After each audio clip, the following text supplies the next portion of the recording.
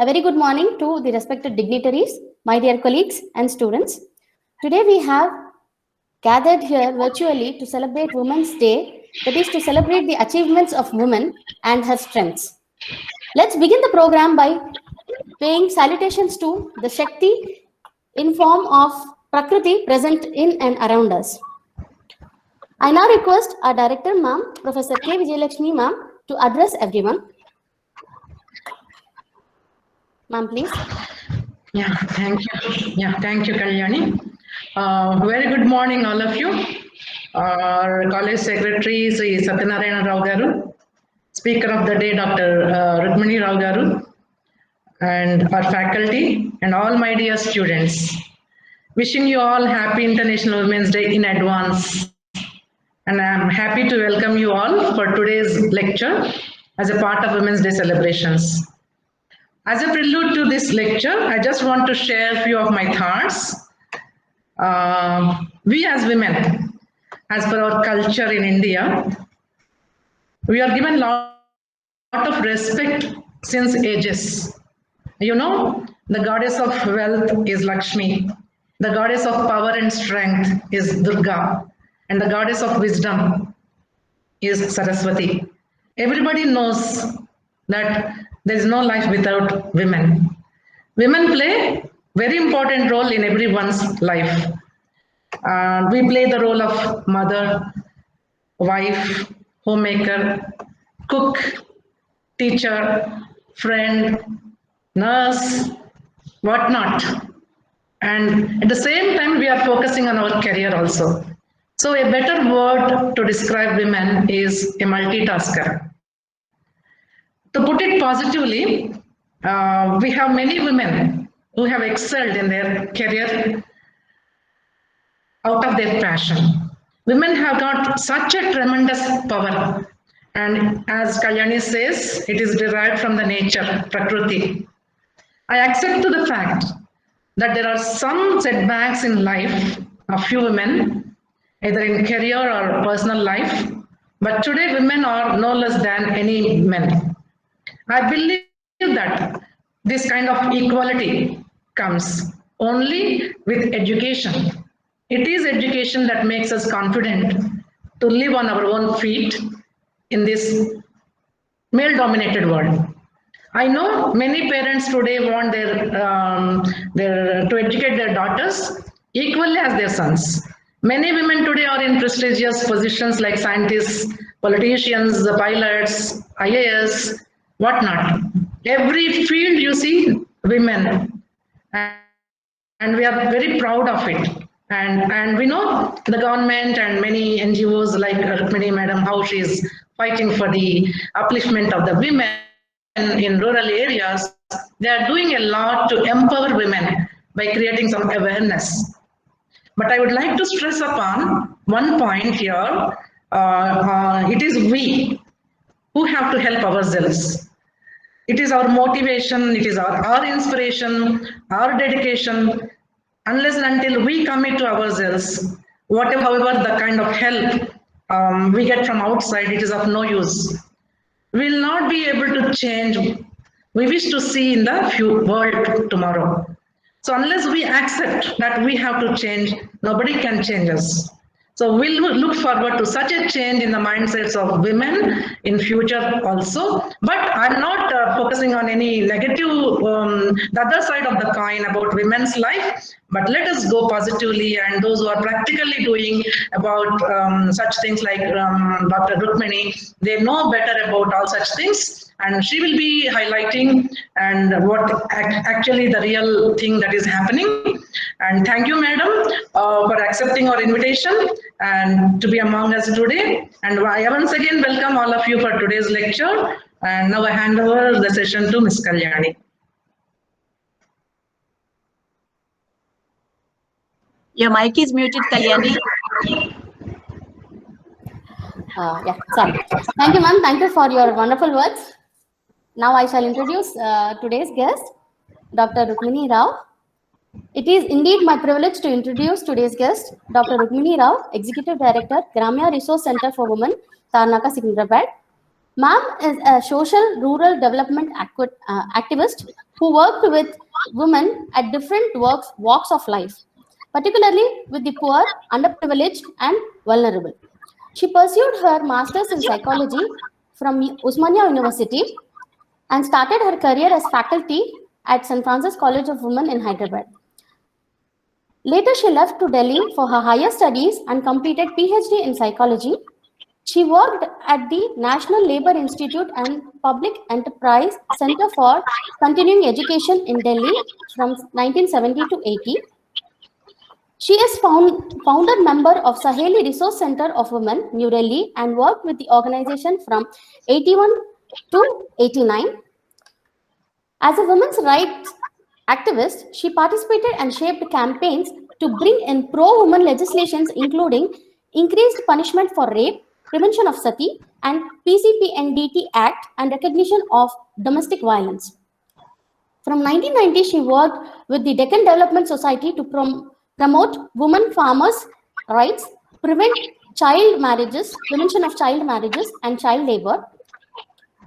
She set up the first rural women's shelter for children in Medak district. Since 1993, she has been involved with Gramya Resource Center for Women to prevent trafficking of girl babies and to promote child rights and education. She has been working to ensure education for all in Chandampet and Devarkonda mandals of Nalgonda district. She works closely with a network of NGOs in India to promote child rights, women rights, and rights of indigenous communities. She has won the Woman of the Year award in 2014. Thank you, ma'am. I once again welcome to the session. I request Rukmini ma'am to address the gathering. Thank you very much, Vijayalakshmi Garu and Kalyani, and all my esteemed colleagues at the college. I'm very happy, and all the students. I'm very happy to be here with you, and I'm grateful to you for giving me this opportunity to speak to the students. Because, you know, being an older generation, I feel that it's very important that young women today who are going to take the country forward understand their own position and understand their strength and their power to bring about change in society. So today I was planning to talk about women leaders in the country who are actually changing our world. Because very often, you know, when we see newspapers, when we listen to television, it appears that men are running the world. But the truth is that women are changing the world. So I would like to take forward this discussion today, keeping in mind that we women are bringing about the changes in society, which will make our society more aware of human rights for all people, men, women, people from other castes, poor, rich, for everyone. And so I will make my presentation. And after the presentation, I would actually like to spend some time listening to what our young friends have to say. And I'm very happy to answer questions. Now, before we start the presentation, I wanted to say that, you know, nowadays, celebrating International Women's Day, people are holding fashion contests, which is okay. But Women's Day, International Women's Day, has to be, while we have fun and frolic, and I'm very happy that women are able to have fun and frolic, we should also be aware what are the roots that have brought us to where we are today. So I would start with that. Thank you very much once again for giving me this opportunity. Shall we go to the next slide then? Yes. So I don't know how many of you young women are aware that the origin of celebrating International Women's Day are actually poor women workers who were struggling for their rights. As you will see, it was in 1908, on 8th March, that 15,000 women workers, you know, women workers are usually working in the garment industry, which they continue to do today. Some of the problems persist even today in Delhi, if we have in our country also. But they started protesting the poor working conditions they had. They were sitting in rooms which had no light. They were sitting in small attics where they could not even stand straight or sit straight.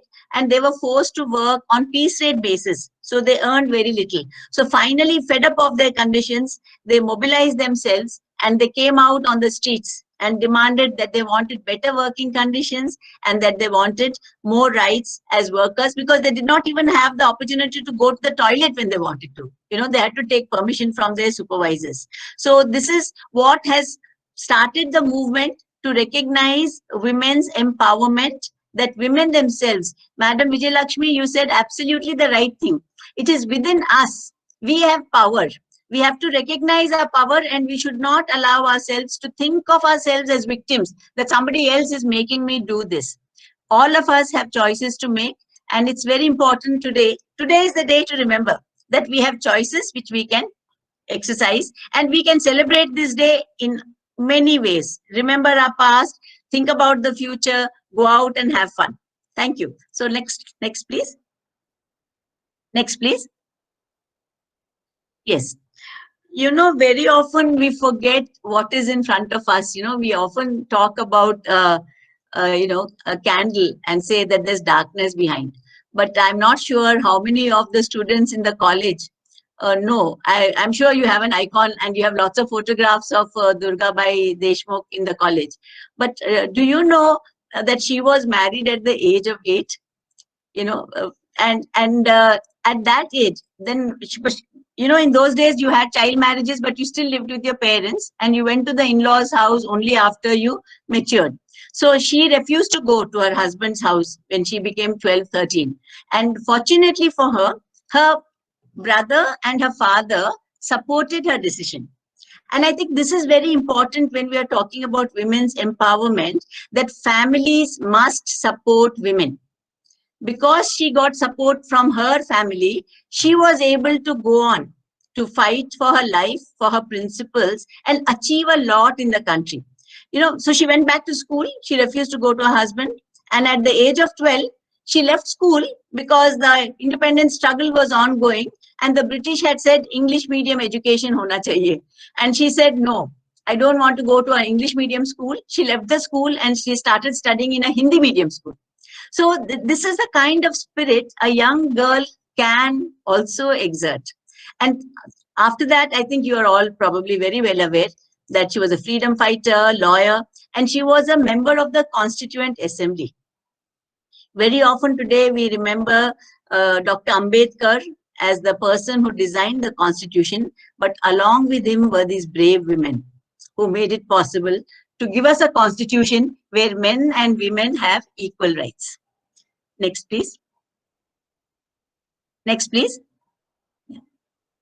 Another leader who we should remember, and many of you will know, is Savitribai Phule. Again, the same story, you know, married very young, born in Maharashtra, but she worked along with her husband very closely to bring education to girls and women and widowed women. And today in the country, she is celebrated as one of the first female teachers. And along with her, there was a Muslim woman who worked with her, Fatima, who is not recognized as much. But there were two women who brought about change in education for girls in Maharashtra. And she also worked ceaselessly to abolish child marriages as well as the caste system. Next, please. Yes, another nationalist leader, as you know, Sarojini Naidu. She was born in a Bengali Brahmin family. She was a freedom fighter and she struggled a lot in her own life to come out and to do her work as a political person. And she was one of the persons who volunteered to work with Gandhi, but she was also smart enough and funny enough to be joking with Gandhi and saying, you know, to keep you in poor clothes and goat milk, it costs a lot of money. Because when he went to the United Kingdom for the Round Table Conference, he took his goat with him because he was only drinking goat milk at that time. So what I'm saying is, being an activist, being a strong woman, doesn't mean that you have to be very serious and, you know, you have to be what we call in Delhi Benji, you know. You can have fun.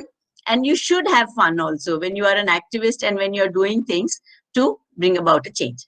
Next, please. Yeah. So coming to think, because yours is a business school, and I think many of you young students will go on to found your own businesses, I hope. You will also go on to working in other companies, big, small, elsewhere, and in your own family. I think we have to recognize the types of leadership we as women can exert to society. Here, I've just given you a listing. I won't go through it in detail, but the thing is that, you can be an autocratic leader. You can just say, "Main chahti hu, I want this, na kidi kawali," and just demand certain things. But that kind of leadership doesn't really bring the kind of change we are looking for. Or else you can be a bureaucratic leader. There are rules and regulations, so you follow, which is what happens in government normally. Or you can be a democratic leader. A person who is wanting to have participative decision making in the group where she is working, a person who is related and oriented to task, whatever has to be done, and a leader who is able to listen to what others are saying and also do a kind of what should I say, give and take, which we call transactional leadership. And then lastly, here I'm highlighting what I call transformational leadership. Now, transformational leadership is leadership that is exhibited by men and women to bring about change in society. Because we are not only looking at ourselves as, we are all individuals. And sometimes you might feel, who am I? I'm one person. What's the change I can bring? But the fact remains, the truth is that one person always starts a change process. Whether it's Mahatma Gandhi or you, the change always starts with the individual. Because change, societal change, major changes in the world, yes, but how do they happen? They happen because one individual has started thinking about things differently. Next, please. Next, please. Yeah. If you're talking about types of leadership, we've had political leaders, Sonia Gandhi, Mamata Banerjee, Jayalalitha, Mayawati. So these women are leaders, but they have power behind them. The party is behind them or politics is behind them. So you have this kind of leadership which is with power. Next, please. Next, please. Yeah. Yeah. And so what is the difference between a political leader and a transformative leader? Because as we discussed, as I shared earlier, a political leader is also autocratic, expecting others to, they will give an order and others will follow and change it. But transformative leaders are looking to change society. And they want to change society not by giving an order, but in a democratic way, by involving people, by discussing and putting forward human values, rights of human rights, values of equality and justice. So the next few slides, I'm going to share with you different kinds of leaders who are changing our country today. Next, please. Yeah. Many of you may have heard about Medha Patkar or read about her, and many of you may not have heard about her. But I know that all of you are very savvy and online. So I will recommend that the women I'm introducing to you today, some of them, please go and look up their profiles and find out more about their work. Because today we have limited time. I'm going to speak very briefly about each of them, just so that you can think about them and find out more about them if you like. So Medha Patkar was actually a professor of social work in the Tata Institute of Social Sciences. But at the time when she was teaching there, she found that the government was building the Narmada Dam, and the Narmada Dam is only one of hundreds of dams that are going to be built on the river Narmada. And what that is going to do is change the whole profile of the region, and thousands of Adivasi communities have been displaced because of the dam. So what she did was she went and she campaigned and lived along. She gave up her job. She went to the villages. She lived with the Adivasi communities in Narmada region, and she created a new understanding of issues related to large dams. Because she worked with the community and because she was able to challenge the government that displacement, they were not paying proper compensation to women and men who were being displaced. And because of her struggles, thousands and thousands and thousands of Adivasis have got a better right to housing. They have got better compensation, have got land for displacement. They lost 10 acres of land, but they have been given 10 acres in another place so that they can continue to live a dignified life. And she not only worked in India, but her work is recognized internationally. And she was a member of the International Committee on Dams, on large dams, which studied the harmful effects of large dams and suggested alternative dam building, because we need irrigation, we need water. It's not that we are against irrigation or against water, but she was able to influence not only decision making in our own country, but has been a global influence in many other countries too. Next, please. Another person who you may have heard of is Aruna Roy. Now, Aruna Roy was an IAS officer, but she found that she preferred to go and live and work with poor communities in Rajasthan, in Ajmer district. And even working, so that was an NGO which she and her husband were running. But after some time, she was not satisfied with the work the NGOs were doing either. So she decided that we need to work more extensively with communities. And she was one of the people who introduced the Mahatma Gandhi National Rural Employment Guarantee Act. It was her work because there were lots of, as you know, Rajasthan is very drought prone. And the droughts were causing unemployment, hunger among communities. So she ensured that work was created for them, drought relief work was created for them. And she followed up to make sure that there was no corruption. And the Right to Information Act came into being so that any work that is done by government could be examined and looked at. One of the things she found was in Rajasthan, it's a very funny story, that the Sarpanch in one village had said that he has spent money on NREGS creating work. And what had he created? He said, I have made shelters for cows. And then what did they see? They saw a double-story building in that place. So very clearly, this was all a lie and it was not the truth. So having access to information through this right to information, finding out the truth and ensuring that no corruption happens has been a big gain in the country. And millions of working women have found work in the countryside. So it's not only Rajasthan anymore, but as you know, all over the country, poor women, poor families are guaranteed 100 days of work every year so that they have a minimum income from their employment. Next, please. Yes, some of you, being on Zoom, it's too much of a one-way traffic, but I'm sorry, I'll have to just go through the slides and then you can ask your questions. Vandana Shiva, she's actually by training a physicist. She has a PhD in physics, but getting to know about what was happening in Uttarakhand, in the hills of the Himalayas, finding out that villages were being abandoned, villages were facing environmental distress. She went and she found out what was going on there.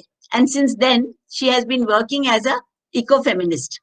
And she campaigns for women's rights to land and natural resources across the world.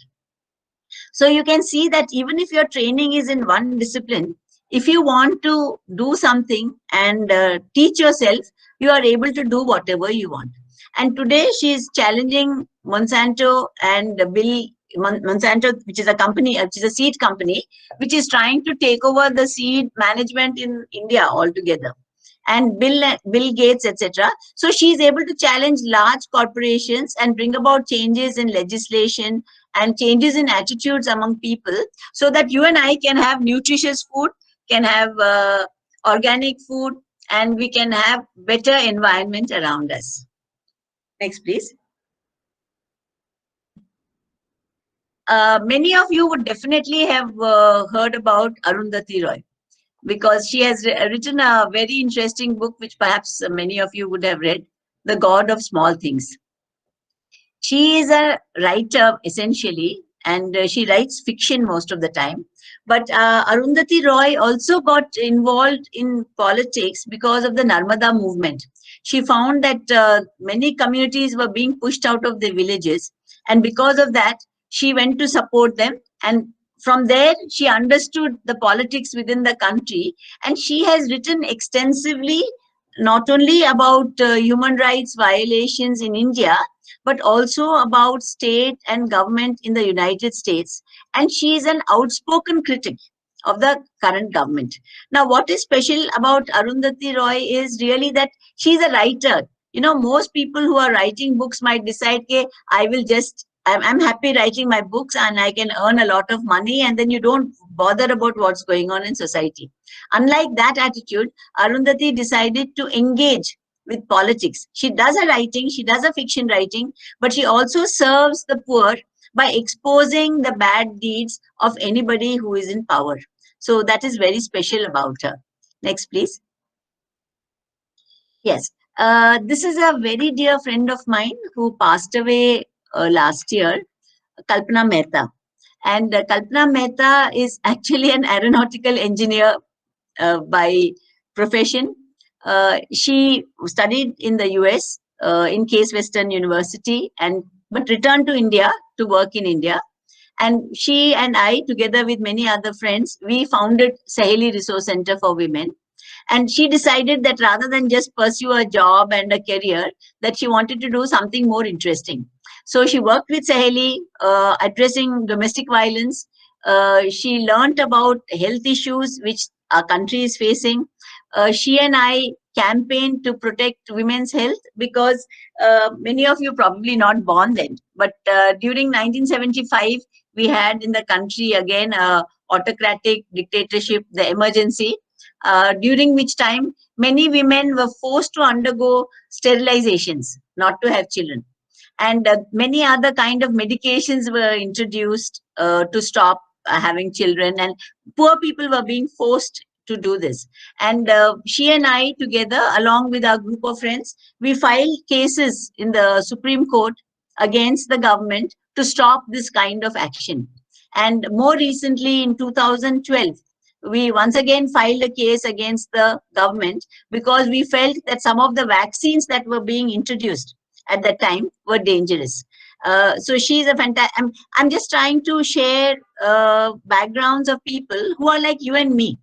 You know, nobody very special. You only become special after the work you do. So Kalpana was a fantastic person, being an aeronautical engineer, doing health work, looking at rights issues across the country. Next, please. Now here you will see a little red tick here, and that person, if you are able to see on your screen, her name is Satyarani Chedda. Now, she is a middle-class Punjabi lady from Delhi, and she became an activist because her daughter was killed with dowry demands. You know, and when her daughter died, she decided not to just live in sorrow or just to, you know, do puja part and just to turn away yourself, because that happens very often when you have a grievous loss. You close yourself off from the world. But instead of doing that, she embraced the world. She said, my daughter has suffered. I don't want anyone else to suffer. And she became the face of campaigns in Delhi, which were campaigning to stop dowry and to prevent dowry deaths, also by burning, because bride burning was very common in the 70s and 80s. Unfortunately, it's still going on, but at that time, we were able to start a shelter, because the situation is, if a woman wants to leave her home, where can she go? You know, so she needs a place to go. So along with Saheli and some of us who provided our own homes, Satyarani Chedda set up a shelter in Delhi with a group of mothers. Many women who had lost their daughters due to dowry deaths, they came together and set up the shelter in Delhi. So these are all just ordinary middle-class women who decided to act to bring about change. Next, please.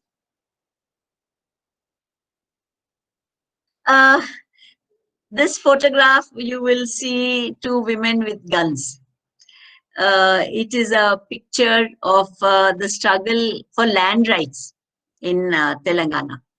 And one of these women in the photo, she told me that she's now a very elderly person, that she actually gave away her son because she was in the forest, and at that time, this was just after around independence time, and there were many police were coming and looking for to catch the so-called revolutionaries at that time. And she had this small child, and all her comrades told her that the child crying, you'll expose us. So she gave the child to the Chenchu tribes in the village, and they moved on. But when she came back after 1 month or 3 months, she found that the Chenchu tribes don't live in the village. They move on from one settlement to another settlement. And to this day, she has not found a child. And she continues to still be very active politically and share her life story so that others are inspired by her.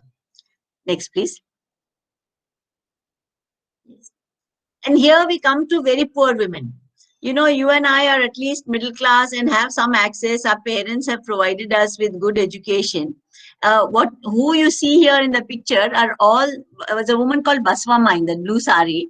And along with her, the self-help group leaders. Now today in rural areas, we have self-help groups which are working to provide incomes, take up collective activities, small businesses. Some of these women are doing very well these days.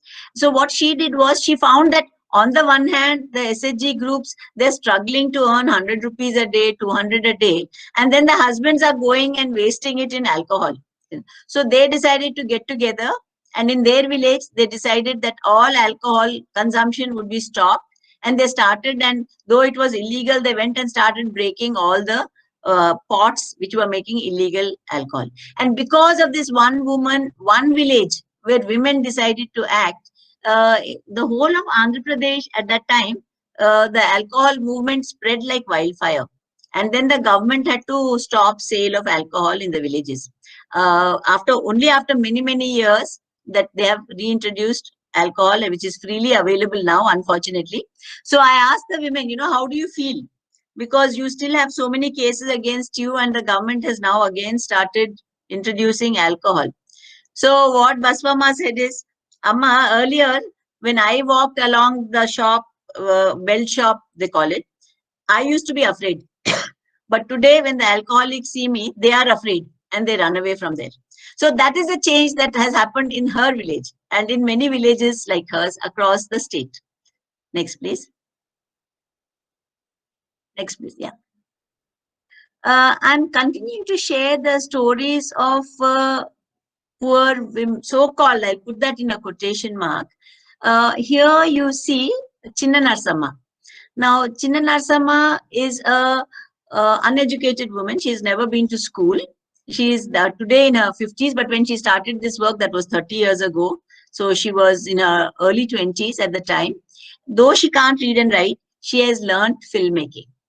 And she is able to, and she works in Medak district along with this group I worked with, Deccan Development Society. And there we have managed to create a whole team of Dalit women who are filming development work and are sharing it across the world.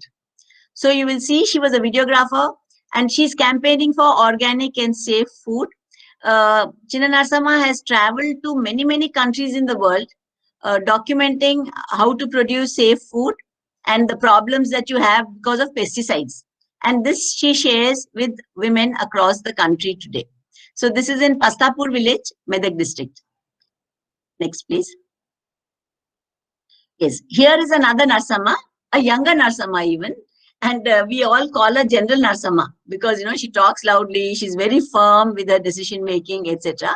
And Narsamma is running an FM radio station in the village. With this FM radio station is supported by the Deccan Development Society. And when I asked her, why are you doing this work? What do you think? How will it be useful to run the FM radio station? She said, the government and mainstream society tell us to do this and do that. But we as the Dalit women, we want to do things in our own way.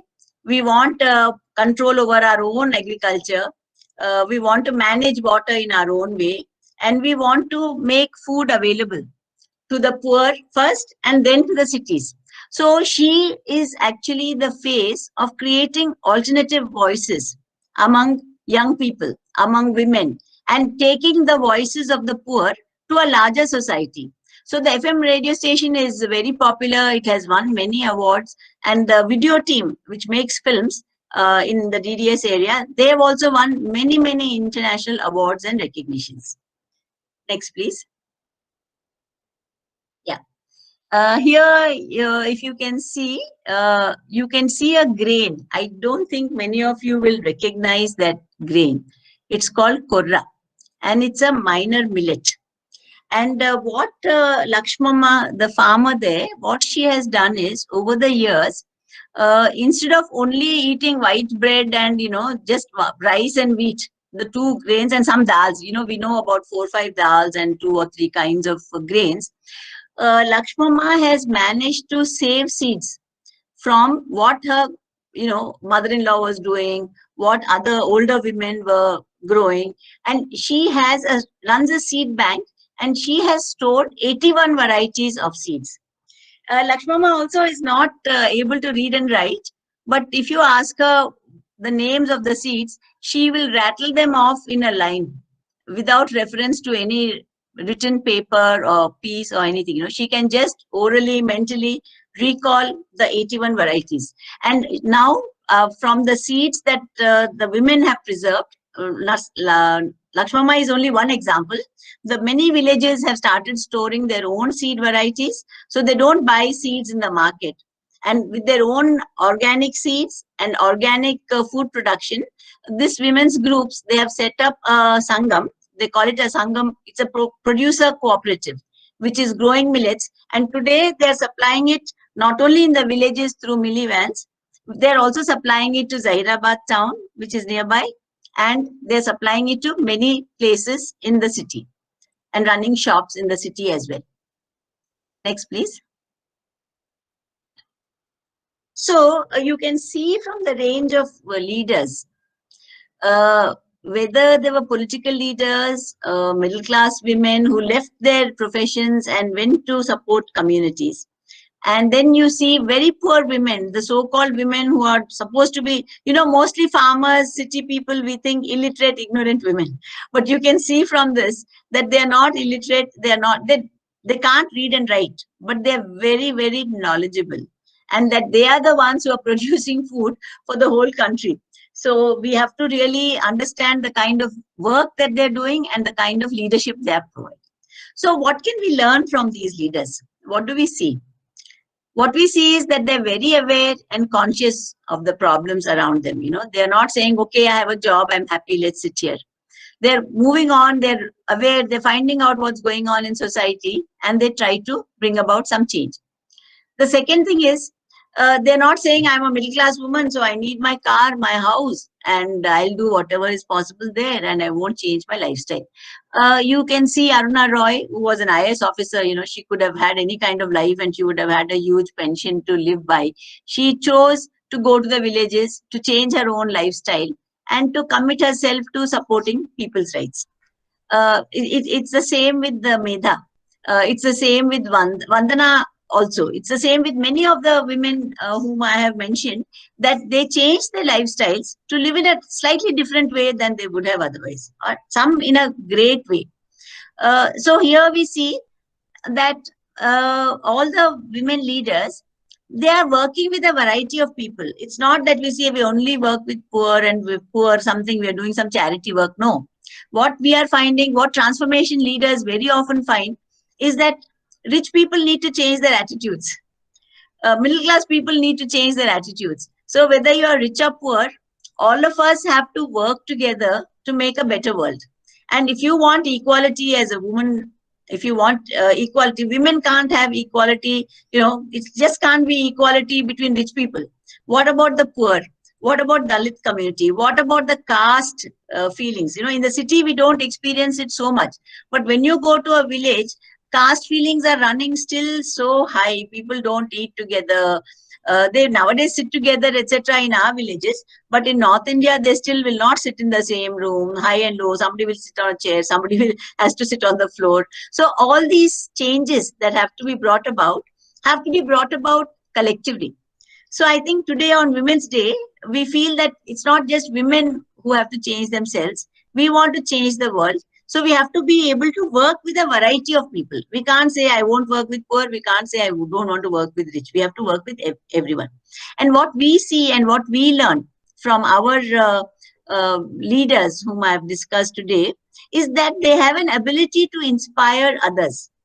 When Medha Patkar gives a call, half the country, many activists will go and live there in Narmada area for some months and weeks.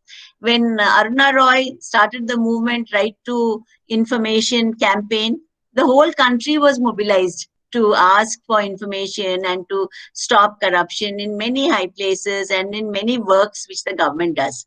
So they're able to inspire people. And of course, they're very simple. They are not in the showing off mood. They're not like film stars, or they're not looking for what should I say? They're not looking for publicity. They are, whenever they speak, they talk, it's on behalf of community, and it's the message that is very important. So they're not focused on themselves, but they're focused on the message that they are giving. And they're very respectful of others. They are not looking down on anyone, but very respectful of others. And the last point I want to say, which I think is very important for young people to remember, these leaders are willing to break traditional barriers. They are willing to break stereotypes that women must do this work, women must only do that work. Even if you are an engineer, they will give you a desk job. They will say, oh no, it's very hard, how will you go out to the site? Working with men is difficult. So that kind of barriers which prevents your growth and development in your own surroundings, your workplace, wherever you are, they're willing to break stereotypes. And I think for young people, it's very important today on International Women's Day to be willing to say, I am willing to jump the hurdle, that I can stop, don't want to be confined in any stereotype kind of a role, and that I want to do something different and I want to do what is right. And then, of course, the other very important is that you are working together with others, because change we have to bring from within for ourselves. But if you want change in society, you do have to work with everyone around you. Next, please. Yes.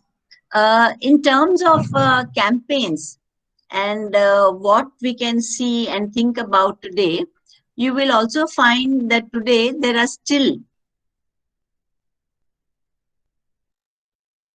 102 million girls who are still out of school globally. In India, access to primary schools has increased. The millions of girls continue to be out of school. Then you also find that the gender gap continues. There are more boys in school than girls. So we need special focus to bring girls back to school. And this is a task which I think many of you young people, I don't know, some of you probably are doing that. Each one teach one. There are lots of programs where you can continue to live your life, but also help one other person or two other persons.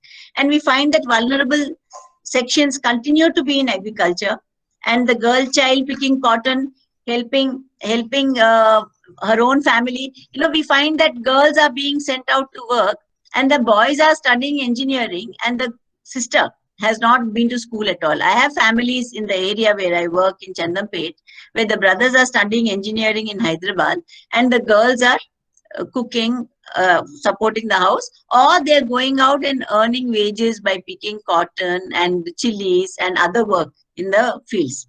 So we feel that this is a task which has to be done, and which many of you may like to do in the future. Next, please. Yes. As I mentioned to you, as Madam mentioned, I'm working with the Gramya Resource Center for Women, and we have been running a bridge school for girls so that they could come back to school. And here in the photo, you will see Renuka. Now, Renuka was a child labor. She's from a Dalit community, and she was a child labor, and we rescued her and we brought her back to the bridge school. Then today, after she finished her education, high school. Then she went on to do her graduation, and she went on to train as a physical education teacher. And today she is working in a degree college, in a government degree college, and she is supporting us. She helps us with fundraising. She helps us to mobilize young women when we have to have discussions. And she's always inviting me and my other colleagues to go and address the students in her college. So you can see, if we had not intervened, this child, Renuka, would have been married by now, would have had 4 children or 3 children. In Telangana now, 2 children maybe. But she would have still been earning only 100 rupees a day. Or 250, I think now. But today she's a physical education teacher. She has lots of respect in her college, and she's very active, and you can see she's very happy. She's not yet married. She will get married by and by. But at the moment, she has become a very socially aware young woman. Next, please. Yeah. And here you see Venkatama. Venkatama was a bonded labor girl, and she was grazing cattle.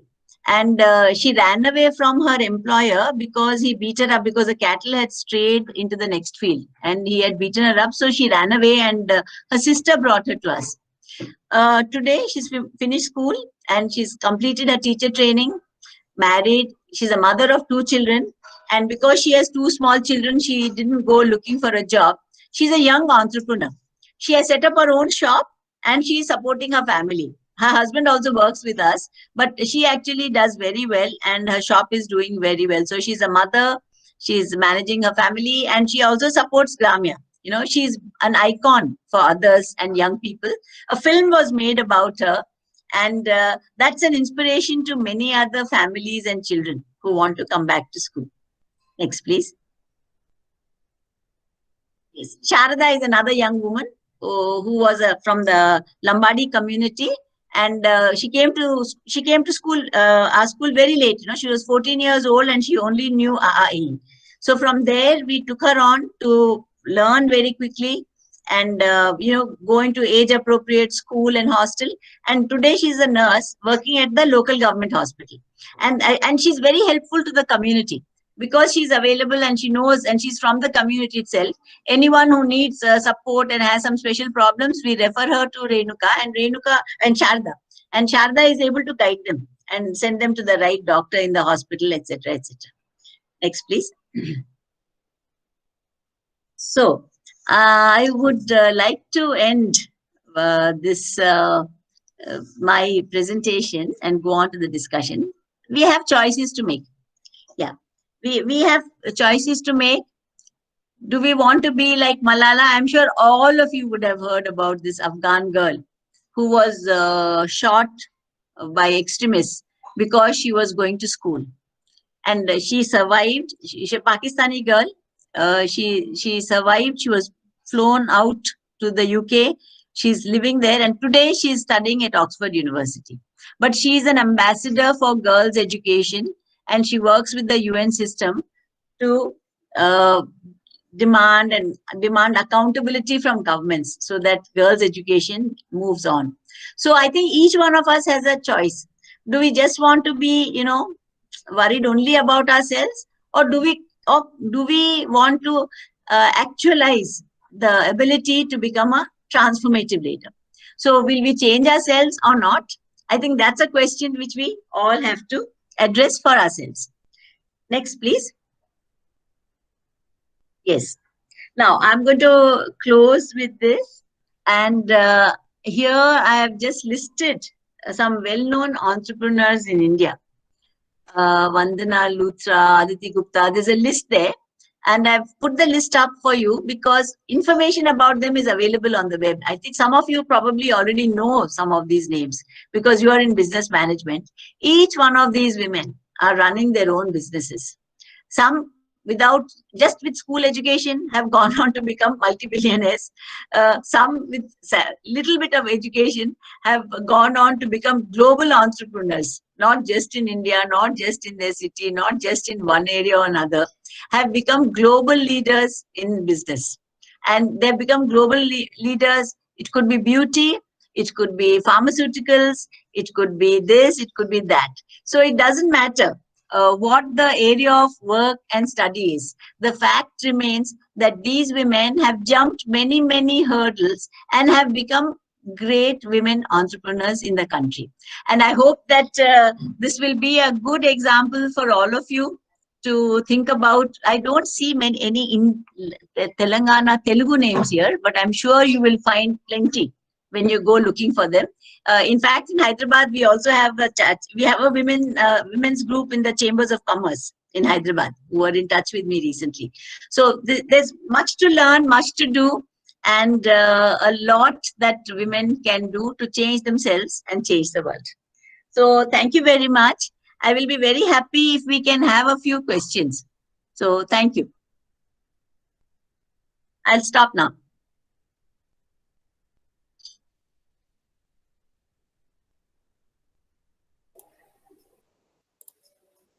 Thank you, ma'am. I'll just read out the questions, ma'am. This is a question from Vaishnavi Penurkar from MBA second year. What is your International Women's Day's message? My message is go out and change the world. Do what you want to do what is right. So I think each one of you has the capacity to bring about change in your family, in your surroundings, help others, think about your society, think about what you can do for yourself and for others. That's my message. And you are capable. You can do it.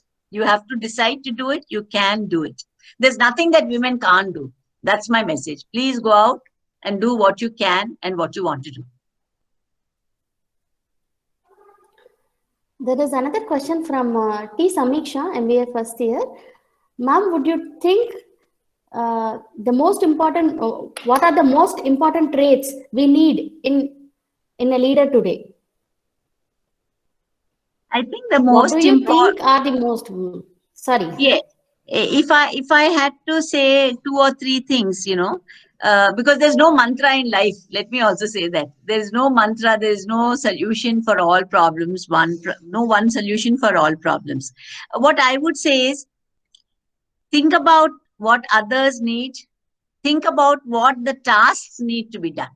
Because if a task has to be done, you have to have the ability to analyze what are the inputs to make sure that the task is accomplished.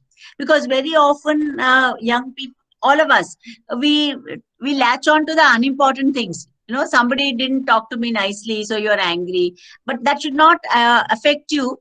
If both of you have to complete something, some work has been given, assignment has been given to 4 students. Just because you don't like one student, it doesn't mean that you forget them or you leave them out, or you just do 3 people do the work or whatever. So inclusive behavior. A good leader must understand what the task is, what needs to be done, number 1. Number 2, how to get that work done, how to get it done not in an autocratic manner, but in a democratic manner. Because the most important thing is when you work in a democratic way, others also develop.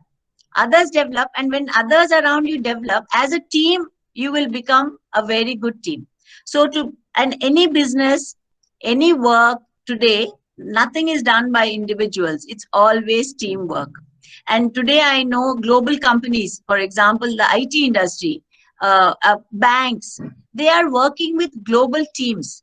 It's not just Indians in a huddle. It's not just Japanese in a huddle. You will have an Indian leading a team of people from South Africa, from Lebanon, from Iraq, from Indonesia, Malaysia. So you have to learn the capacity to understand others and to work with them. That I would say is a good hallmark of a leader. Ma'am, the next question is from K. Deepthi Bindu, MBA first year. Ma'am, why can't we change the rules where a girl is facing? What a girl is facing? What are your suggestions, ma'am? I didn't quite get the question. What is it about the rules that a girl is facing? Yeah. Let me tell you that, yes, we can change rules. And you and I, including, who was that who was asking the question? Deepthi Bindu. Deepthi, yes. Deepthi, whether you know it or not, you and I are both changing the rules every day in our lives. because earlier girls were not allowed to go out of the house. No? We had to only stay at home. But someone like us made that effort. Even Durgabai Deshmukh, made that effort to step out of the house. She was married. She would have been, imagine an 8-year-old had the agency, a 12-year-old had the agency to say, had the ability to say, no, I don't accept this. She changed the rules. Otherwise, what was the rule for child marriage? You went and you lived with your husband and you cooked and cleaned and you had 14 children and you died there. And your name was also changed in those days. When you married and went, the in-laws usually all across the country gave you a new name also. She changed the rules. So you and I can definitely change the rules, and we are changing rules. So be conscious. Be conscious of what you're asking for. Because I know that, as parents, usually if you have a daughter, you will be putting some rules in place. No, don't come back after 8 o'clock, 6 o'clock, you have to be home before it's dark. The same rules don't apply to your brother, because the outside world treats boys differently than girls. So it appears like you're being constricted. But if you have to go out somewhere to do some work in the night, like I know girls in Delhi University, for example, they had to fight the university authorities to be allowed to go to the library, because the library closed for girls at 10 o'clock. Because Delhi is considered to be safe. So the Delhi University Library did not allow girls to be in the library after 10 o'clock in the evening or 9 o'clock in the evening. Whereas the boys were sitting there till midnight and 2 o'clock at night. So you can change the rule. But when you're changing rules, make them good for everyone. Make it safe for yourself. There's a question from Nayonika ma'am, MBA second year. Ma'am, do you think that current feminist revolt fulfilled their advocacy role on women rights and social awareness? And the second question from same person is, what are the barriers women faced in developing careers across their working lives? Okay, I'll start with the second question and go to the first question. See, the barriers we face are well known. All parents want girls to be married as soon as possible, if not at the age of 20. Now, I think the age has gone up for middle class people, 17, 18, now 20. If you're 24, they think you're growing very old. So one is that barrier where parents are saying you must get married and don't allow you. For example, I know that one generation ago in our families, they did not send young women to study abroad unless they were married. But that has changed now. Today, many young women are going to study internationally without being married. So that's a barrier to learn, to acquire skills and to learn education, get better. Now, that is for middle class people I'm talking about here. So there are the other barriers. Once you're married, you have the issue of where do you live? Supposing your job is in Calcutta and your husband's job is in Hyderabad or, Bombay. So which career will take precedence? So that is also something very often because women get paid less than men very often, then the male career takes on importance and your career falls behind. So that is something to be negotiated, because sometimes a man will decide we should be able to convince our husband that I want to do this work, so please shift here for 1 or 2 years, then afterwards I'll shift with you. So compromise. So we should be able to, so that's a barrier. Where will you live? The third barrier is child rearing. Now in India, actually we are very lucky, because unlike US and UK and so-called developed countries, we have a mother-in-law to live with us. We have a mother supporting us. So children, normally childcare becomes a very big barrier, because when you have children and the children are small, as a mother, you yourself will want to give time to them. So then you have a break from your career. So that also should be a planned break, because as you know, in India, women scientists have been doing a lot, but when there was a study carried out, it was found that many women scientists were dropping out when they had small children and were not coming back to work ever, because you lose out of the developments that are going on. So the government has come up, because women were protesting this, the government has come up with an alternate program to take such women back into work. They've opened up a path where women can go back to jobs and be able to catch up with their career and learning that they have. So these are all the barriers that we face, marriage, looking after children.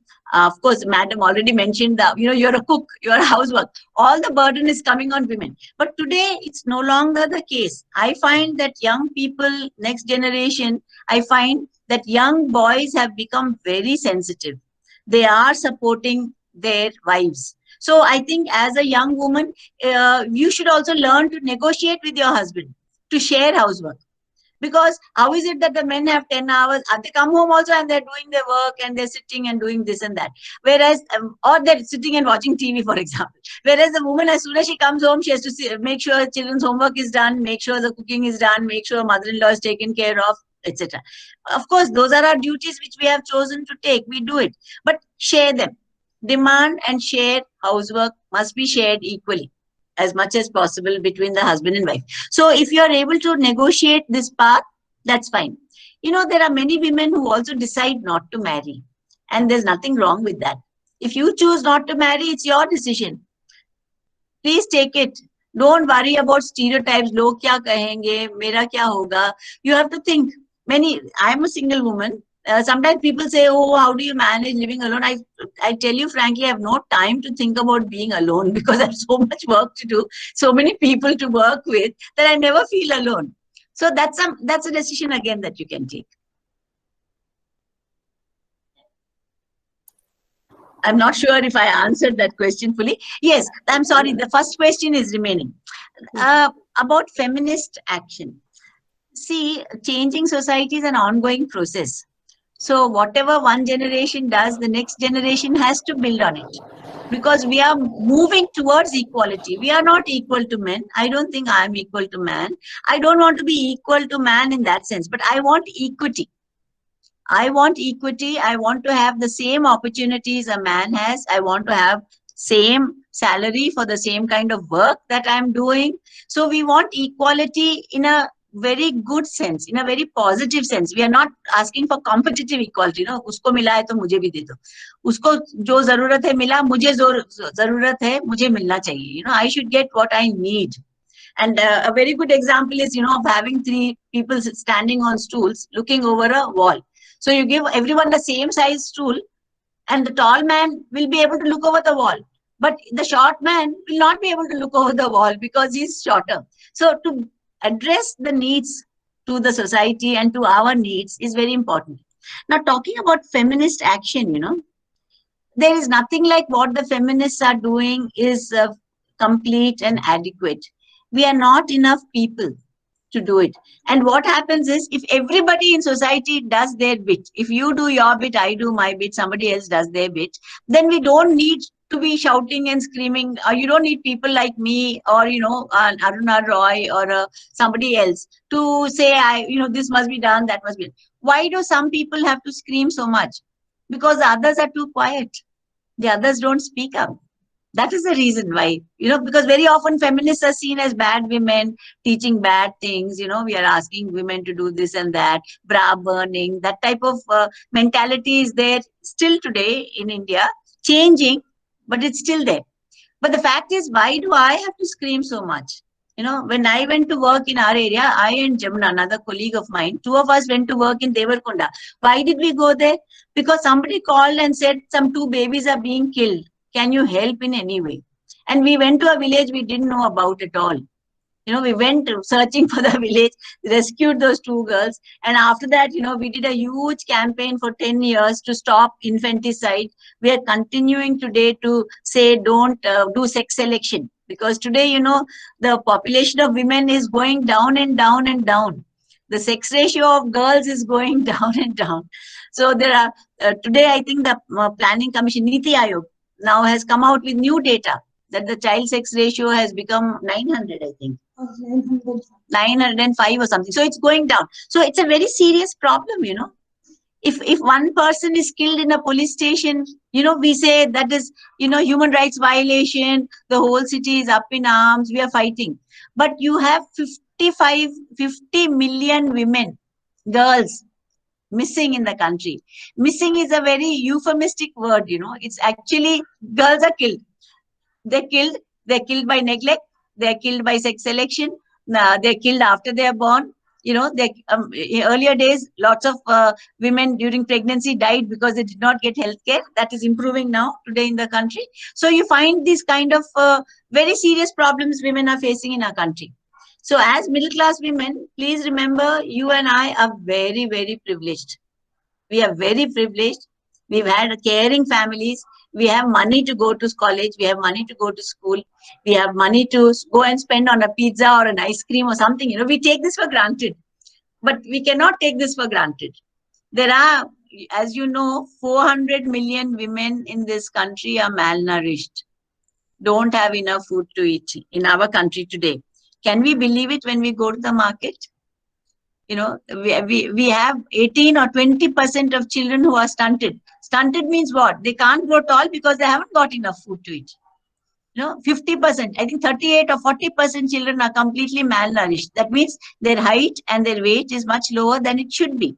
So that is the status of our country. And you and I are actually, just by being born in a middle class family, we are leaders. We have to recognize we are in a very influential position and we can change things. And we have to decide. I'm not saying you should do this or you should do that. You should decide what you would like to do and do it well. That's what we expect. And that's my message also for the Women's Day, that, whatever you choose to do it well and do it in a caring way. Yes. Inspiring words, ma'am.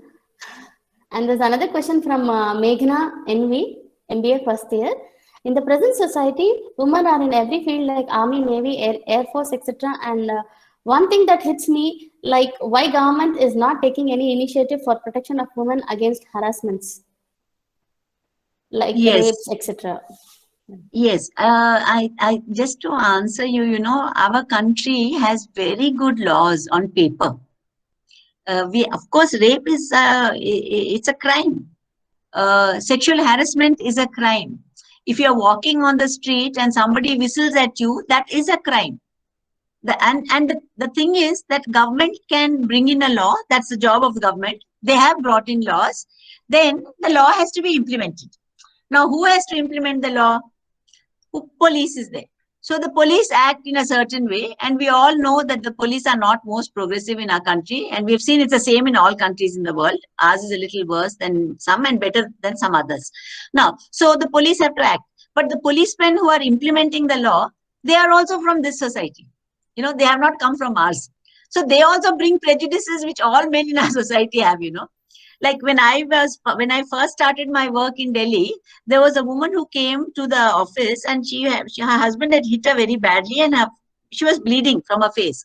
And so we took her to the police station, filed the complaint and all. But the policeman, what is he saying?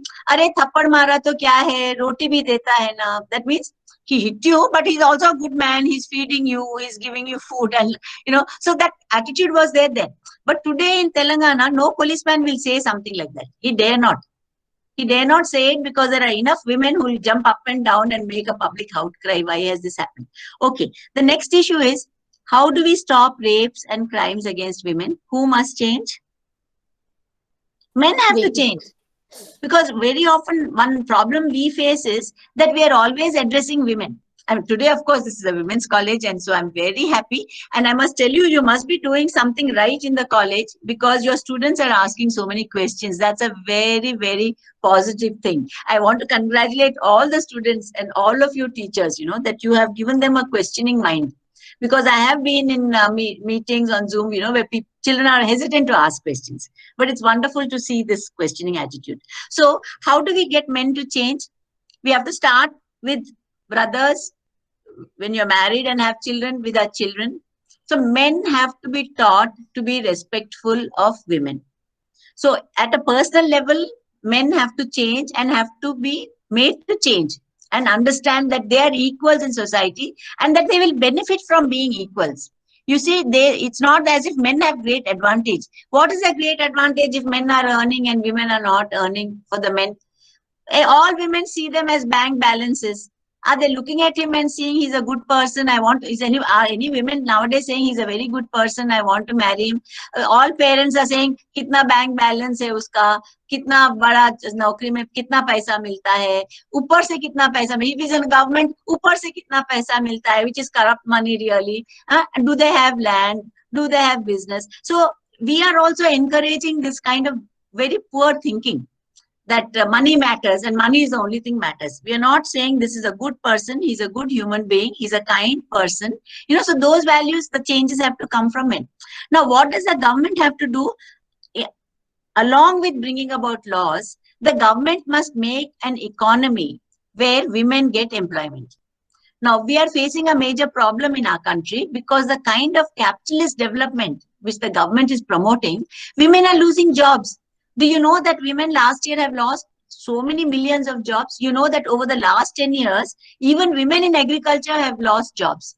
So huge millions of women being pushed out of work. So how will we get equality if we don't have 10 rupees in our purse?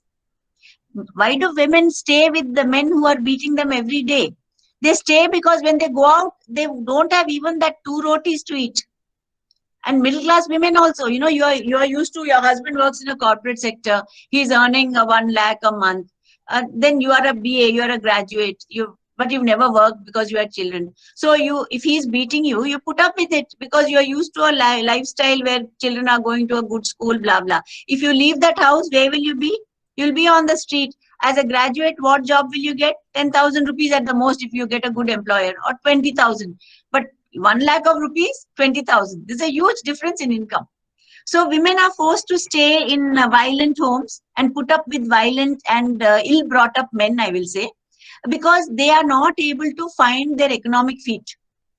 So the government has to work. And I think as young business women, creating employment, I think that would be one of the fantastic things you young women as MBA students could do. Don't only look for jobs, create businesses, give employment to 5 more people, 500 more people.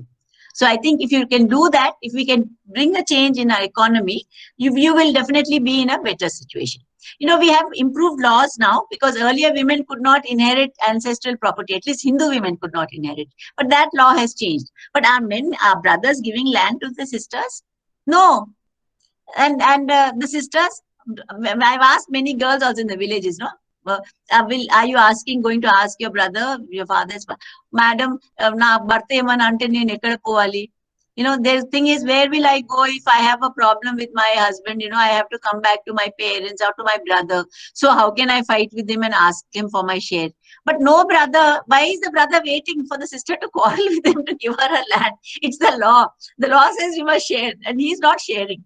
So that not sharing, though the law is there, government has brought a law, the change must happen in people's minds.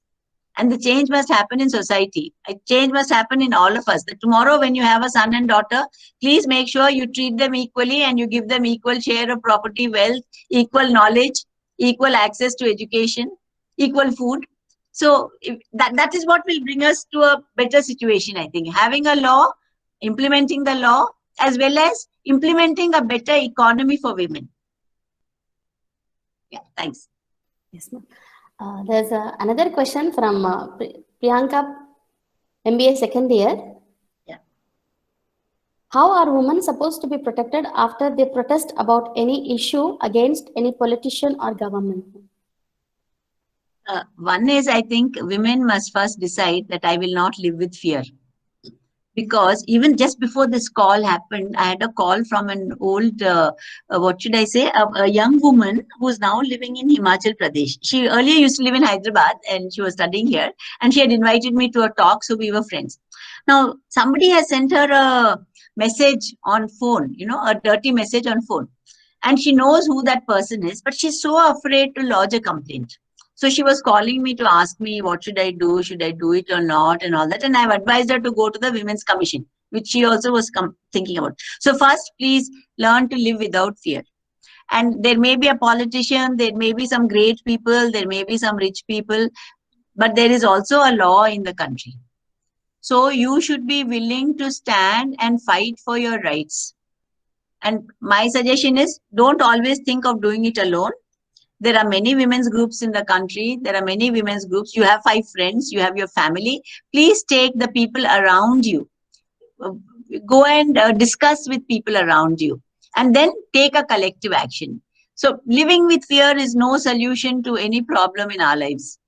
That is what I feel. Because see, I lived and I took such a decision in my life pretty consciously because I lived in Delhi. You know, as you know, Delhi is a very unsafe city and every day something or the other is happening. And I was working as a 24-year-old. I was traveling all over the country and I used to work a lot in UP. I was working with the BHEL, with the Bharat Heavy Electrical. So I had to go up and down via Meerut, Delhi, going to various places by taxi, by train, by whatever, by air.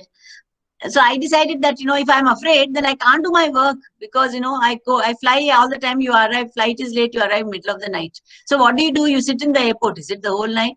If I had to do that and be afraid to take a taxi and go home, then I'd be sitting at railway stations, airports, bus stands all my life, So we have to decide, no being afraid, and nobody is so great and above the law. We have to just fight it out. And fight it out, take friends with you, take women's groups with you, take your family with you. That's my solution. I'm also not trying to make it easy. It won't be an easy battle. It may be a tough battle, but that is the only battle we have. We can't also avoid it and run away from it.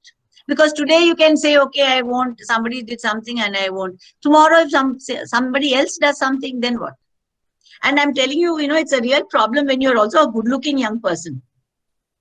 Because if you're a good-looking young woman, if you're a smart woman, you dress well, properly, people and men also, they're so jealous.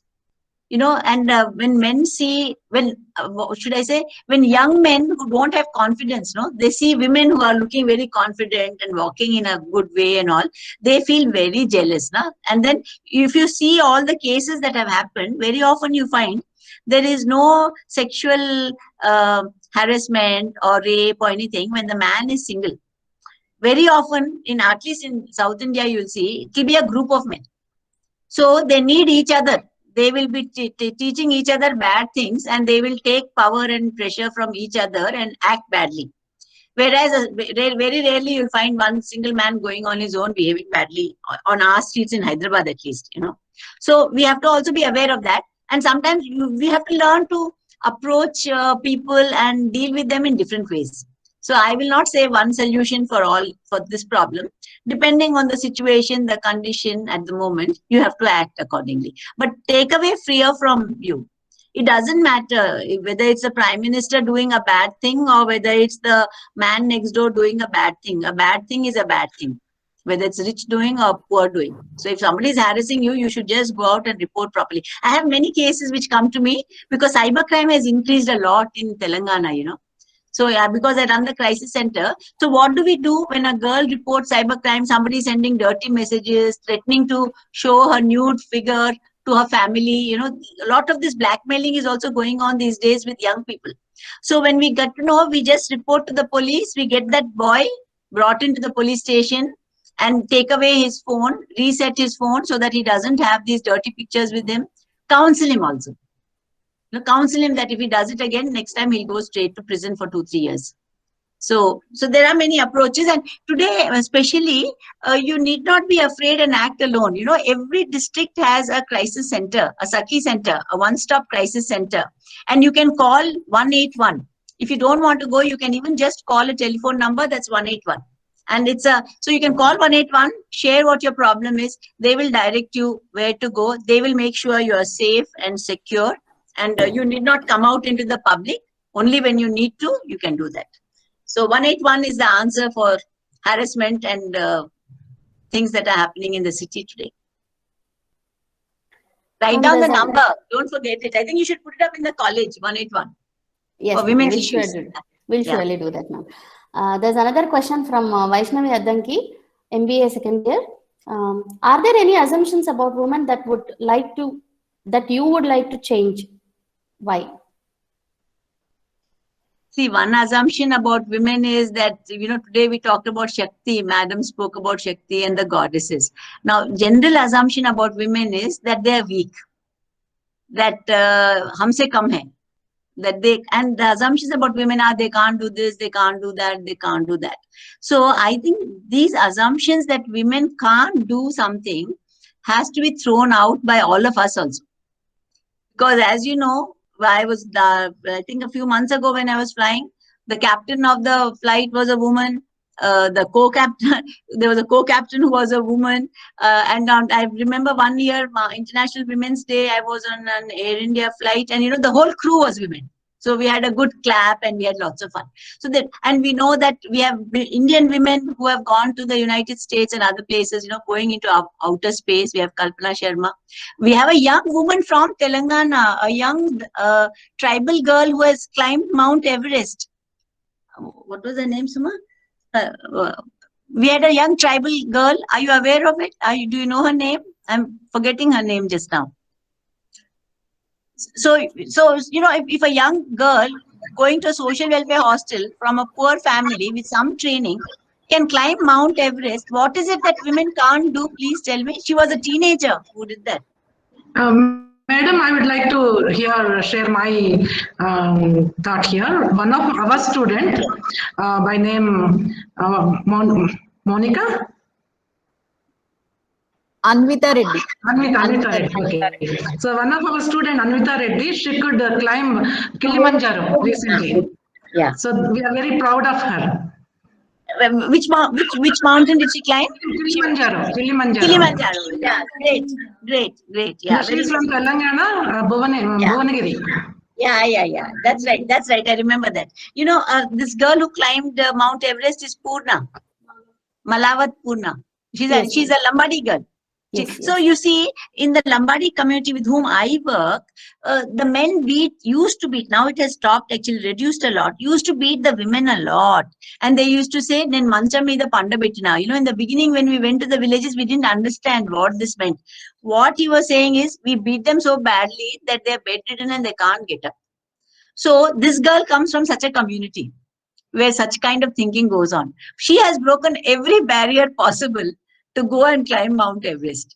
So I will say women can do everything. And you should also set whatever target you want to set for yourself in life.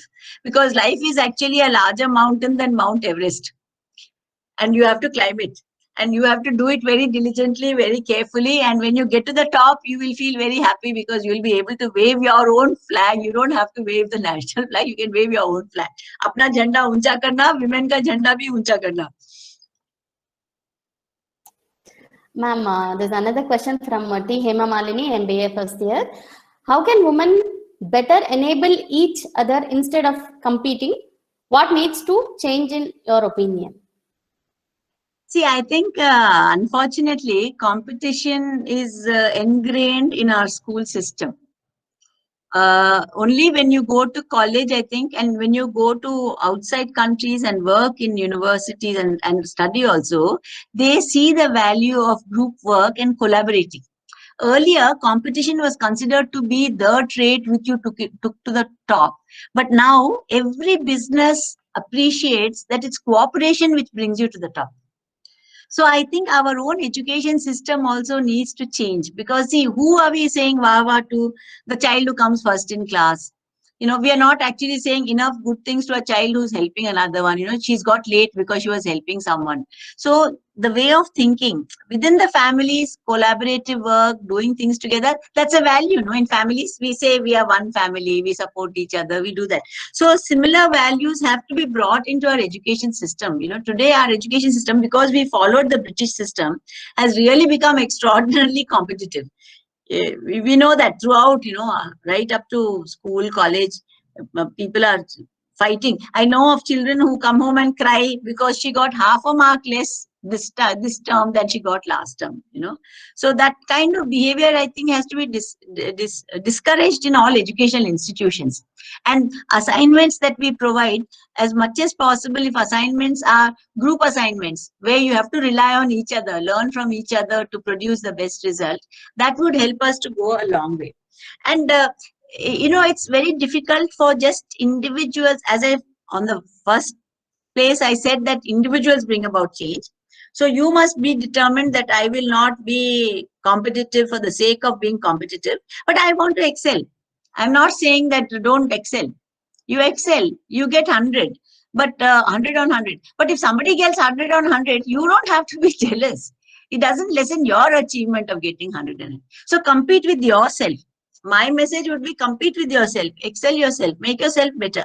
Like swimmers do that. They set new standards for themselves. Runners do that. Musicians do that. So in all areas of life, we can set our own standards and keep improving on it. So no one solution. Again, it's life is very complex. So sometimes we are competing, sometimes we are collaborating. But I can tell you from my own experience that working together has made it possible for me to stand where I am today. I would not be who I am today if it was not for the women's movement. The women's movement are women across the country, feminist activists who have supported each other. And because we had that confidence that there are 100 people behind me, that I could give up my job. You mentioned the jobs I've done. So far, I've given up 5 permanent jobs in my life. I mean, now, of course, I'm retirement age, but I'm still working. But I've given up 5 permanent jobs. In the old days, it was not possible. No, people used to have one job and stick with it forever. But I just decided that I don't want to be just doing boring work. I do what I want to do. I give up. If I have some money, I do. That's how I got involved with Saheli. Because earlier as young women, we always had to support ourselves. I always supported myself. But I was also able to do other things. So I could earn some money, quit a job, spend few years doing other things. Then I went to do my PhD. Then I got another job. I worked with not only with the government jobs in India, but I also worked with the Norwegian government in the embassy as the program officer for development. I gave up that job also. That was also a very cushy job, which was, 35 hours a week only. So Monday to Friday at 12 o'clock, they have coffee and cake. So, but I decided because I wanted to come back and do rural work. And I must tell you, personally, I have not regretted. And all of you also, if you do what you want to do and enjoy what you want to do, you will never regret that you took that decision. Whereas, I have colleagues, I have friends from my childhood who went into a profession and stayed there. And at the end of it, are very bitter people. They feel we haven't achieved anything, we have not done this. Then you get into a, what should I say, self-destructive, self-critical attitude, which you need not have at all. And very often women are blamed. No, women, they say that women are depressed more, etc. Why? Because we don't have choices. If you had a choice and you exercise your choice, you won't be depressed. No, you'll go ahead and do what you want to do. So very often women are put into this cage-like situations within marriage or within home or within jobs also. So but I will say to all people today in the meeting, all young people, that the world is a very exciting place and it's a very interesting place and you should go out and explore it. It's not that you will always be happy. It's not that you won't cry. It's not that you won't have failures, but that is part of life. A failure teaches us a lot. Next time you'll do something more fantastic than you were able to do. And that's how the women's movement are also functioning. Right now, there are a lot of negative things we are facing on a day-to-day basis. Our government, and I know this is not the forum, but our government is doing things which are not necessarily good for women. Women farmers, for example, we have women farmers sitting in Delhi, thousands of them. Our Chief Justice said, why are women sitting here? And they're farmers. They also have a right to ask for what they want from the government. So that change of attitude has to come from top to bottom. And you are young people, so you have the whole world in front of you. So grab the opportunity, grab the possibilities that you have and move on. Ma'am, there is one last question from Priyanka Dasari, MBA first year. Ma'am, after so many years in this, so many changes in this society, there are still people who always criticize the woman or a girl who tries to do some welfare works to the society, and they feel that the girl should be like this only. Some kind of a limitation has to be set. And how can we change this kind of mindsets of people, ma'am? Yeah, I would, yes, you are quite right. There are many women who use the slogan, women are women's enemies. I don't know if you have heard this saying. If you haven't, you are lucky. But I hear that a lot.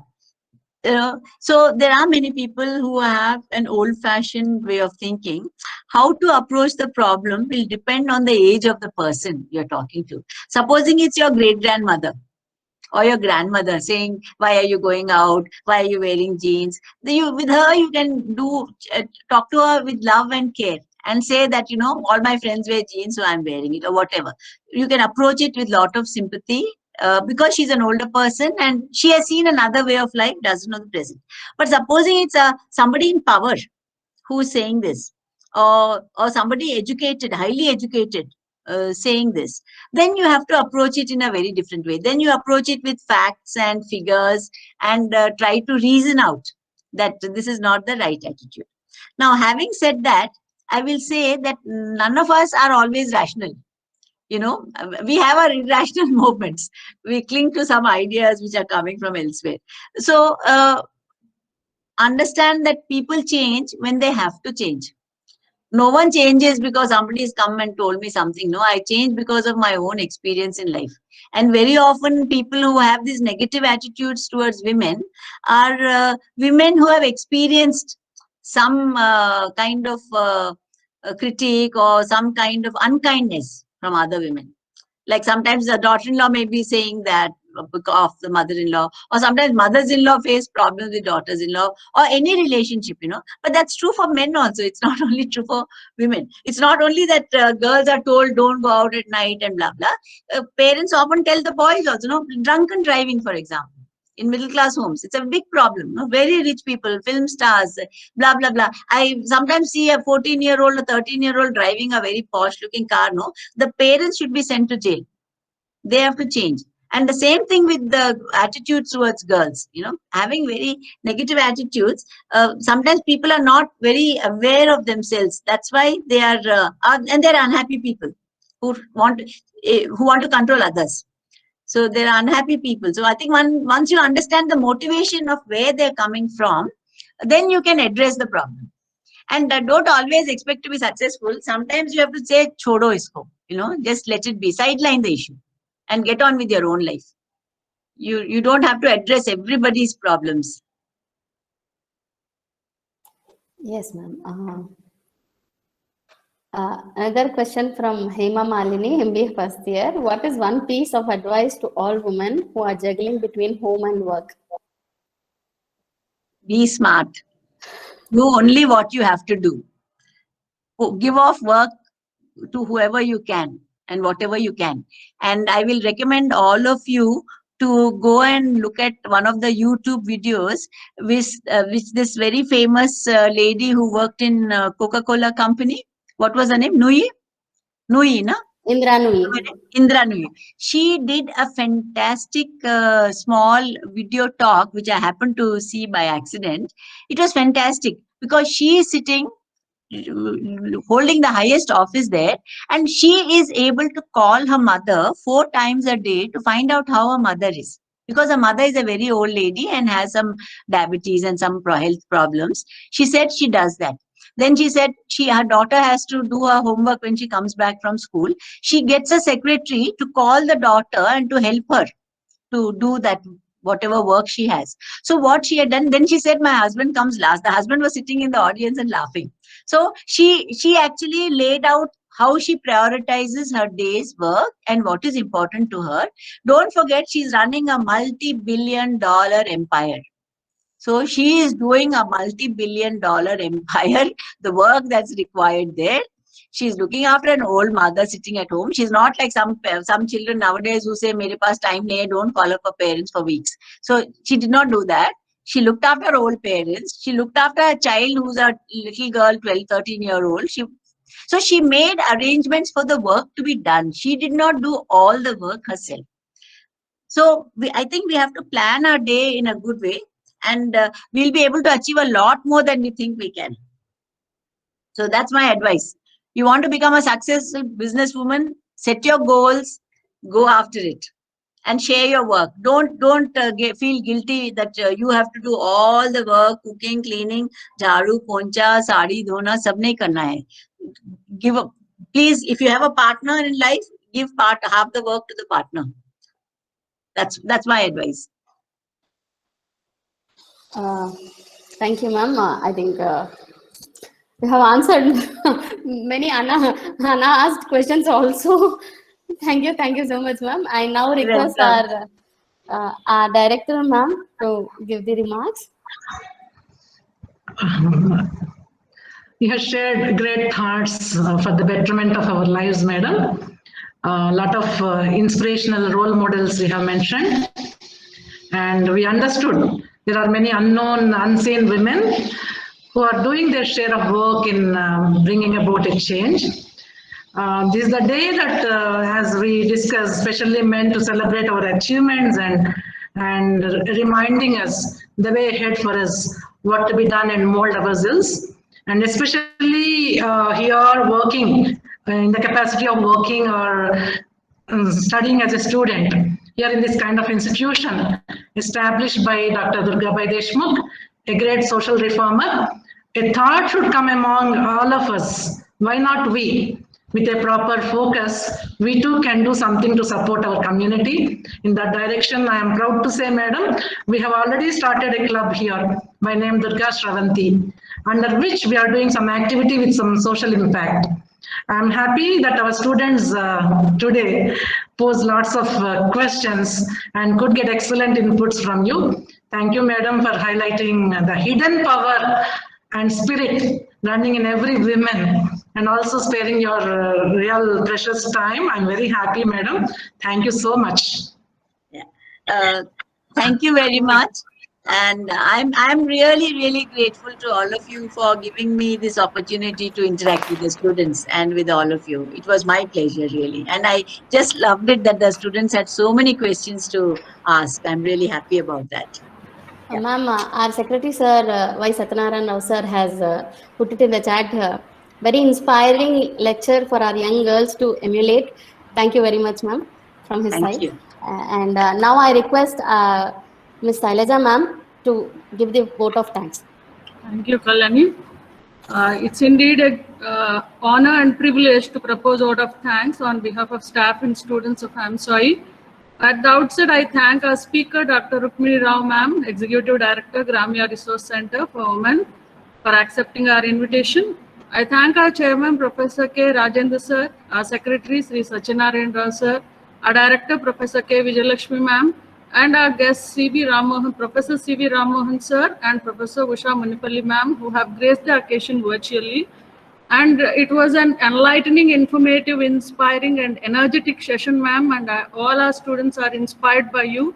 And I'm happy that you have chosen that path which was trodden by our great leaders, our founder, Durgabai Deshmukh ma'am, and Dr. Sarojini Naidu ma'am. Both of them have worked for women's rights, and you too have been working for their rights, for educating them and for empowering them. And the women whom you have introduced are so great that they have transformed the society through their knowledge by changing their lifestyles and accepting the challenges. And the other women whom you have introduced, people like Nasama, Lakshmama, who are from lower middle class and lower sections of the society, they speak a lot about what a woman requires to face the society or to transform a society. So all one requires is just a mindset, fighting spirit, grit, attitude, and courage to fight for their rights or to transform the society. And as you have been telling all the time, that it is our choices which make us fight with the society. To sum up in J.K. Rowling's quotation, it's our choices that show what we truly are, far more than our abilities. So with that, I thank you all for participating in that and making it a grand success. I once again thank you, ma'am, and thank you all the participants and for gracing the occasion and making it a success. Thank you once again. Thank you, Sarija ma'am.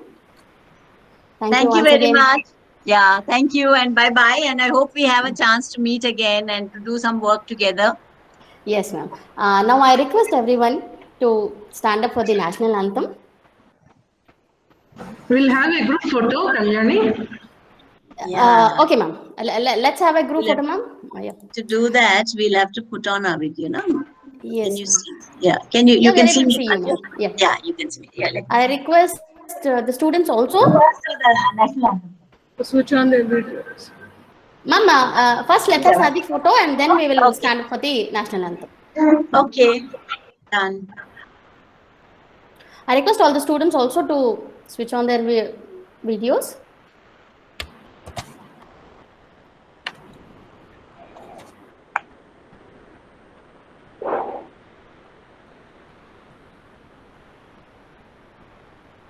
Do send me the photo.